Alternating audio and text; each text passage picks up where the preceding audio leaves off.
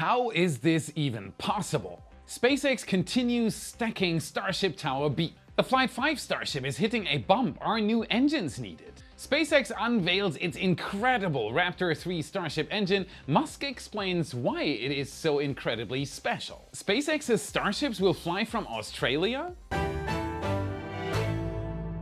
My name is Felix, welcome to What About It, let's dive right in. Starship updates. Welcome to SpaceX's rapidly growing Starship launch site. This is what the entire spaceflight world talks about right now. Is this our future in space? And not much work has been done around the orbital launch mount lately. That's good news. It seems SpaceX is mostly preparing the rocket itself, with its upper stage ship and lower stage Super Heavy booster, and less of the launch infrastructure for Flight 5. Instead of starting at the OLM, we'll start at Tower B, which has seen an immense amount of work recently. During our last episode, we estimated when the fifth segment of this brand new second Starship launch tower would commence stacking. It does seem like SpaceX took their time, since they left the large Demex CC 8800-1 crane still hooked up to Section 4 for a couple of days. Thankfully, after the last episode, they finally brought the crane down and picked up the next section. It makes sense for these two sections to take a little longer than the others, as these house the important components around the ship quick disconnect. Finally, they had stacking underway. That means 5 sections have finally been stacked. The second Starship launch tower at Starbase will bring a faster launch cadence and redundancy. Let's say, for example, if a booster hits it on descent.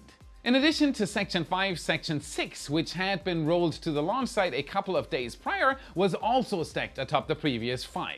This means that SpaceX has finally completed this phase of tower stacking. After this, the crane will be lowered to receive an extension to its boom to lift the even higher sections. According to an FAA document, this was supposed to happen on July 27th, but it was apparently shifted back due to small delays. In addition to stacking, it appears that SpaceX is clearing out the area where the new orbital launch mount will be placed. In the last episode, we discussed the new launch mount in great detail, and now, to fill the remaining gaps, we stepped into our helicopter again. Thanks to Redline Helicopter Tours, we were able to see these happenings from the sky. After all the Earth is cleared out, SpaceX will likely begin to add piles before laying the initial foundation. We still haven't seen any sign of the new OLM, but that is likely because it will be poured out of reinforced concrete, which means it will be relatively quick to build. As quick as building a pad for the world's largest rocket can be. Big rocket, big pad. Moving over to where the remaining tower sections are stored at the build site, we can see that there is not much left. Only one full-sized section of the second tower remains at the Sanchez site. However, as of last week, the remaining modules for Tower 2 are just some of the things worth discussing at Sanchez. This is because Ship 30 was rolled to the rocket garden at Sanchez after its breathtaking static fire campaign last week. Moving it here may have been a matter of space or equipment not being available, as most of the vertical bays have other flight hardware in them or aren't set up for the work needed on Ship 30. Reasons like these are why SpaceX has been planning a third megabay for some time now.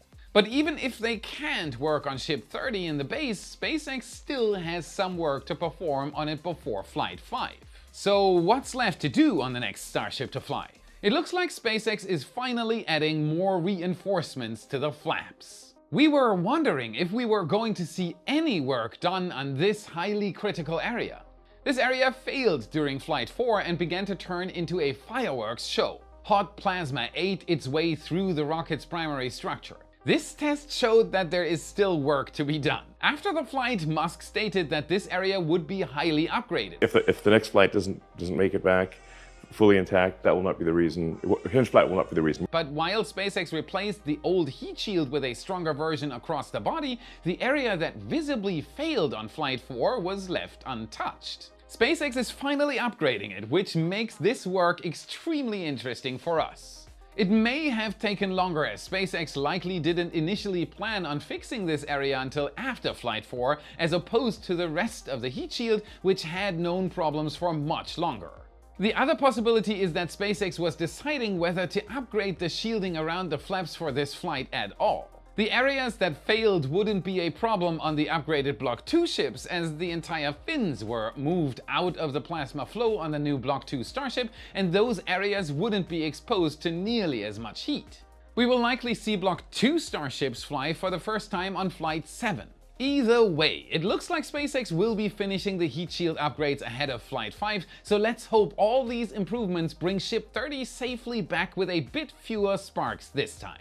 After a few days of work around the flaps, Ship 30 was rolled back to the build site, where it was lifted onto the engine platform in Mega Bay 2.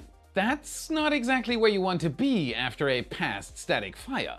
At first, we were hoping that this was just a late post-static fire inspection, but unfortunately, we saw one of Ship 30's vacuum-optimized Raptor engines getting swapped out later that same day. This doesn't delay Flight 5, but given that Ship 30 will likely once again roll to Massey's for a static fire test, it will add a few extra days to testing. With Ship 30 back at the build site, let's take a detailed look at its newly built friend.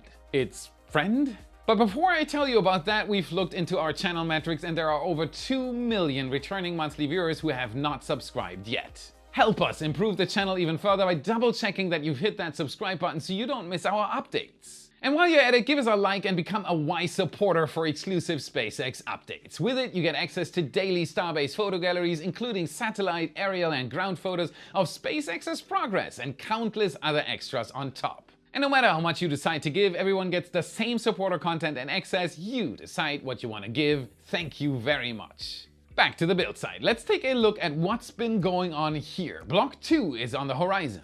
Over the past few days, we've seen massive amounts of work being done, but this work isn't for Flight 5 or even Flight 6. SpaceX is already building hardware for Flight 7.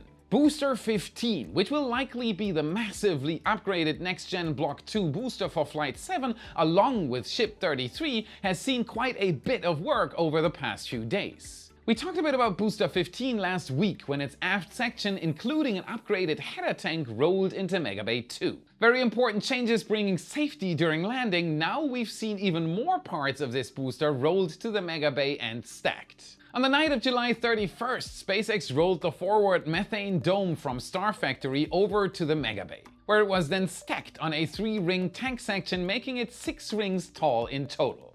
This part will be all the way on the top of the new booster. Then on the second, another section was rolled over to the Mega Bay, which is now likely stacked as well. This means the methane tank is almost done. The only part missing now was the common dome, which is used as a shared tank dome between the liquid methane and liquid oxygen tanks. And sure enough, on the night of the 3rd, we saw this final tank piece roll from the Starfactory over to Mega Bay 1, where it was stacked, completing Booster 15's methane tank. Booster 15 isn't the only thing getting work done.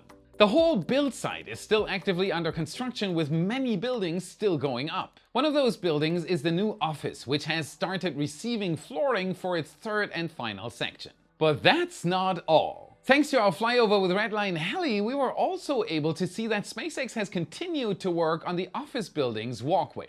Did you know you can take a helicopter ride over Starbase and get the same views as in our videos? Visit redlineheli.com/Felix to book your own helicopter ride over Starbase with $25 off. Give it a try, you'll love this. Okay, so this walkway connects the Starfactory to the office building. It should be the final external piece of the Starfactory, so once this is done, all that will be left is the interior. But there is something else we spotted near this walkway. It appears SpaceX is building another connecting structure right alongside it. As you can see here, there is a line of piles with rebar sticking out of the ground. It is unclear what this may be, perhaps a wall or maybe another walkway. We will have to wait and see, but until then, what do you think it will be? Give us your best guesses down below. We are on the home stretch for Starfactory, and after this, SpaceX will be able to focus all its attention on building Starships and testing new hardware at an even faster pace. Speaking of new hardware, we have some huge news regarding the revolutionary and highly anticipated new Starship Raptor engine version 3. But before we talk about that, let's talk about safety for a second. Take a moment with me and thank our longtime sponsor, Surfshark VPN, a service we use regularly, especially when we need to access websites or content that are geo-blocked. With Surfshark VPN, you can get an IP address from anywhere around the world, allowing you to bypass geo-restrictions and enjoy your favorite content. Whether it's accessing global rocket launch streams, space documentaries, or international tech conferences, Surfshark has you covered. As many of you are gearing up to travel to Starbase for the exciting 5th Starship flight, Surfshark VPN will ensure you stay connected, no matter where you're from. Imagine watching the launch and being able to stream your favorite shows or stay updated with news from your home country, all thanks to Surfshark. And make sure to take your whole family with you, as Surfshark lets you use the service on an unlimited amount of devices, all covered by Surfshark VPN. Use our code Felix at the link below and get 4 months extra for free. Surfshark, surf with your own set of rules. With all the talk about Block 2 starships, I don't want to tease you any further. Wasn't the Block 2 starship supposed to use SpaceX's impossible Raptor version 3? For a while now, we have known that SpaceX's version 2 Raptor engine days are numbered, and that the new Block 2 boosters and ships will likely indeed have the new version 3 Raptor. We've already seen Block 2 hardware being constructed with Ship 33 even partially stacked, but that leaves the question. Will we be seeing these new engines anytime soon? Where are they?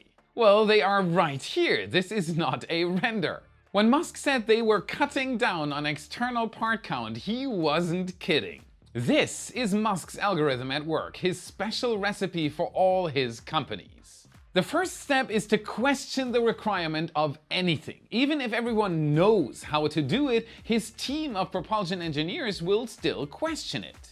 It looks unfinished, but it's actually the opposite compared to version 1 and 2. SpaceX states it is lighter, has more thrust, and is more efficient than Raptor 2. All of these upgrades also allowed SpaceX to ditch the external engine heat shield required for 2 reasons. Engine heat emitted by 33 and soon 35 running booster engines next to each other, and re-entry heat on the way down. These 2 factors make it mandatory for SpaceX to protect the engines on the previous 2 versions of Raptor engines. This was done with thick shielding plates inside the engine base of both the booster and the ship. Now all components on the powerhead that need cooling have 3D printed and integrated cooling circles. Musk even speaks of SpaceX as having the most advanced 3D metal printing technology in the world. This also means they can ditch the fire suppression system that was needed after Flight 1. It caused the rapid unscheduled disassembly mid-flight. All of these reductions further reduce the overall vehicle's weight and thus increase the payload Starship can carry. How was SpaceX able to achieve such a vast part reduction? Is it magic? Aliens? It's simple. Many of the parts are still there. They are just integrated into other parts through advanced manufacturing processes. You can imagine these straight pipes as having most of the smaller pipes and cables from before integrated into them. You just can't see it anymore. Let's see how long it takes other players to copy this if they can't see the inside.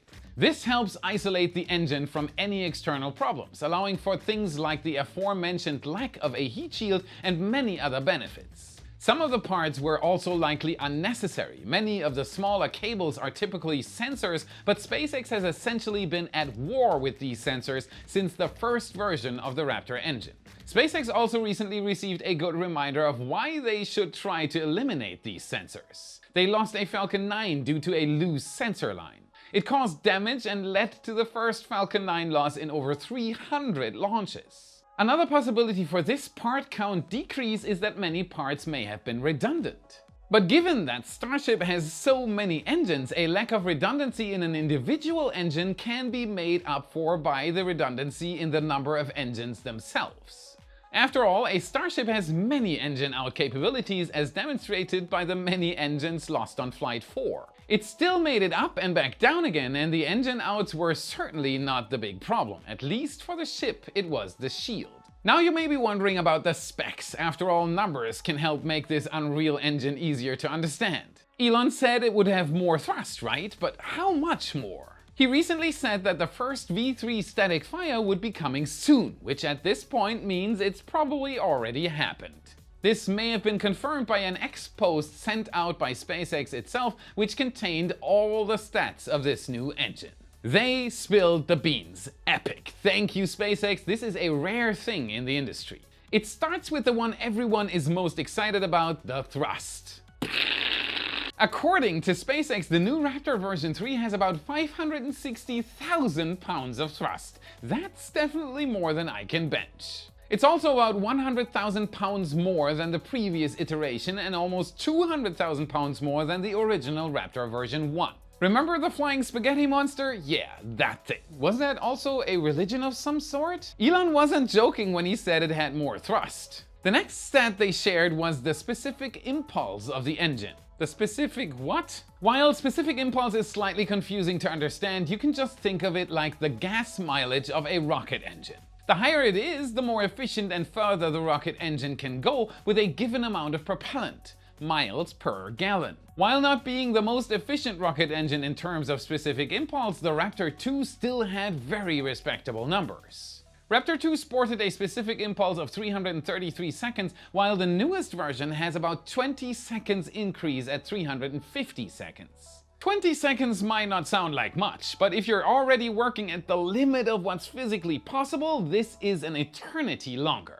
This is only about 10 seconds shy of the legendary RS-25, which flew on the space shuttle. And it was known for crazy efficiency. As I already mentioned, the vacuum Raptor will have differences. One of them is most definitely an even higher specific impulse, but for now we don't yet have those numbers. Lastly, they shared the weight of the engine and that of hardware and commodities needed to operate it shipside. With such an advanced engine, you would think it would be much heavier. Looking at it again though, I can clearly see why it's not. Can you imagine being that slim and still eating several tons of food per second? The previous variant of this engine weighed about 3,530 pounds, but it seems that this engine is going through an engine diet. It lost about 170 pounds. As I mentioned earlier, this was done by removing all unnecessary or redundant components. SpaceX also removed many flanges and welds across the engine and instead manufactured everything as one piece.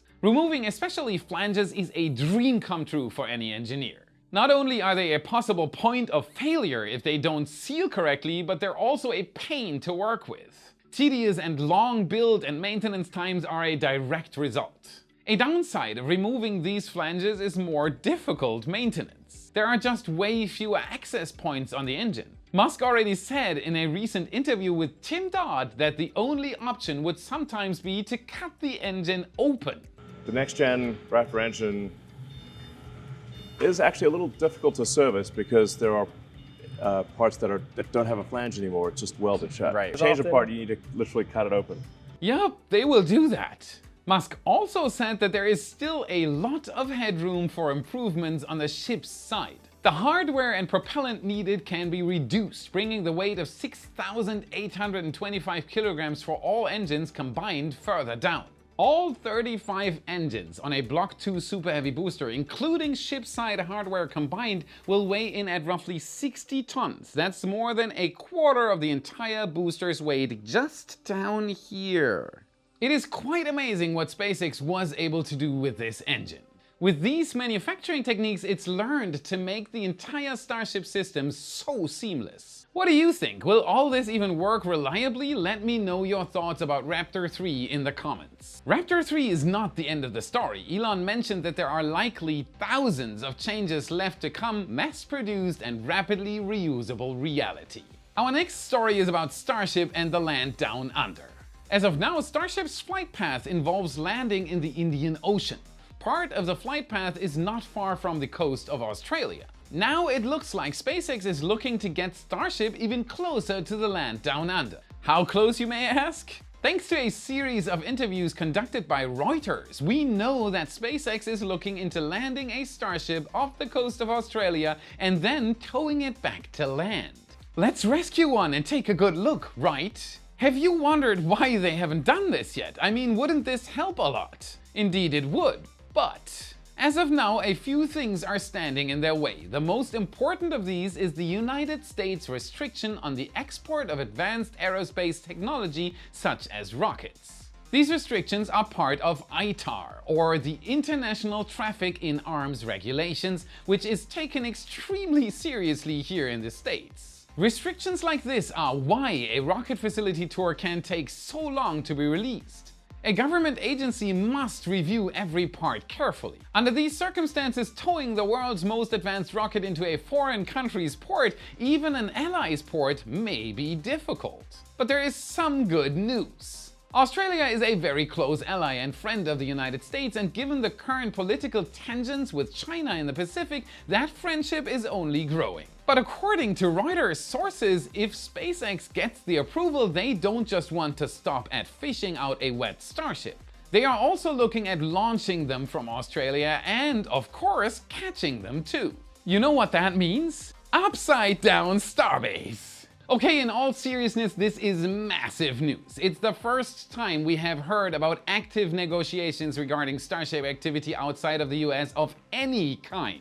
Depending on whether or how quickly these negotiations go through, this might even be the third launch site for a Starship after Starbase and Cape Canaveral. We can only hope everything turns out well for our Aussie friends. Good luck, Tony Bela and Marcus House. That's it for today. Remember to smash that like button, subscribe for more awesome content. This is what fuels the algorithm and it helps us immensely. Check out our epic shirts in your favorite Space Nerd store. A link is in the description. And if you want to train your space IQ even further, watch this video next to continue your journey. Thank you very much for watching, and I'll see you again in the next episode. Earliest, but I personally wouldn't... He said that it... Musk already is... This is quite a difference. Yes.